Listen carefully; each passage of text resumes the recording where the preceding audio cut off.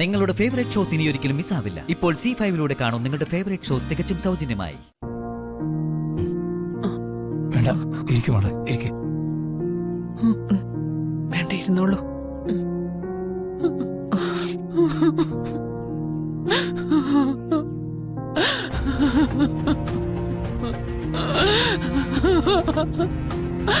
വിഷമിക്കാതെ വിഷമിക്കാതെ.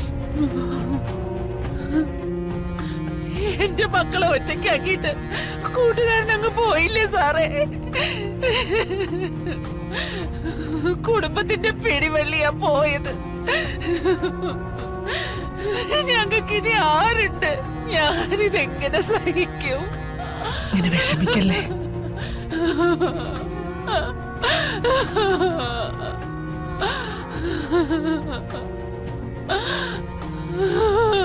മോനൊന്ന് വന്നേ.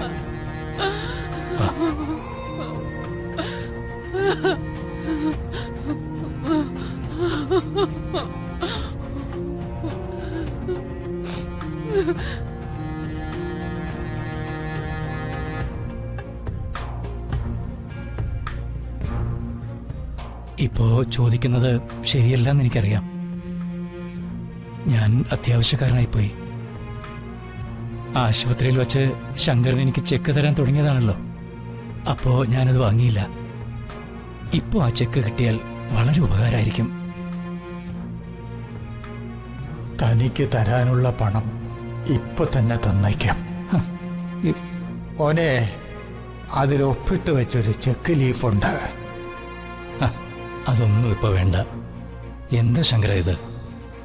ഈ സമയത്താണോ കാശിനെ കുറിച്ചൊക്കെ സംസാരിക്കുന്നത്? എടോ മാധവ, താനെന്നാ 10 ലക്ഷം രൂപ കടമായി തന്നില്ലായിരുന്നെങ്കിൽ എന്റെ മോളുടെ കല്യാണം നടത്താൻ കഴിയാതെ പോയേനെ.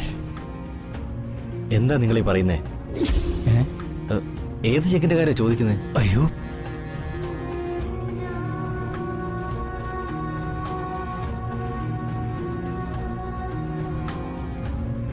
ആ നിൽക്കുന്ന പൂജയുടെ വിവാഹം നടത്താൻ ശങ്കരൻ ഞാൻ 10 ലക്ഷം രൂപ കടം കൊടുത്ത കാര്യം നിനക്കറിയാലോ. നിന്റെ അമ്മയൊന്നും സാക്ഷിയാ. കൊള്ളാം, നല്ല കഥയായി. അമ്മേ, കേട്ടില്ലേ? ഇയാളിൽ നിന്നും അച്ഛൻ 10 ലക്ഷം രൂപ കടം വാങ്ങിയിട്ടുണ്ടെന്ന്. അമ്മ അതിന് സാക്ഷിയാണ് പോലും.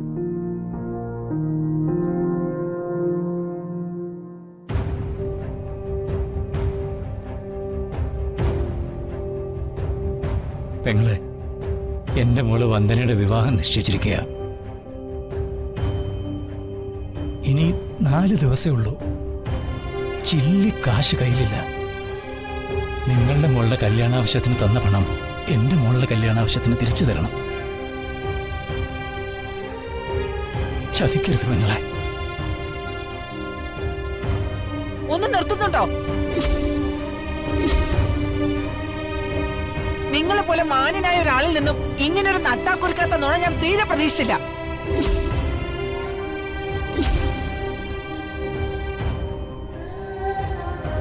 എന്റെ ഭർത്താവിന് നിങ്ങൾ പണം കൊടുക്കുന്നതിന് ഞാൻ സാക്ഷിയാണെന്നോ? അങ്ങനെയൊന്നും നടന്നിട്ടേയില്ല. കള്ളമാണ് ഇയാൾ പറയുന്നത്. ഇയാൾ പറയുന്നതെല്ലാം പച്ച കള്ളമാ. ഡൗൺലോഡ് ചെയ്യൂ C5 ആപ്പ്. കാണൂ എല്ലാ എപ്പിസോഡുകളും സൗജന്യമായി.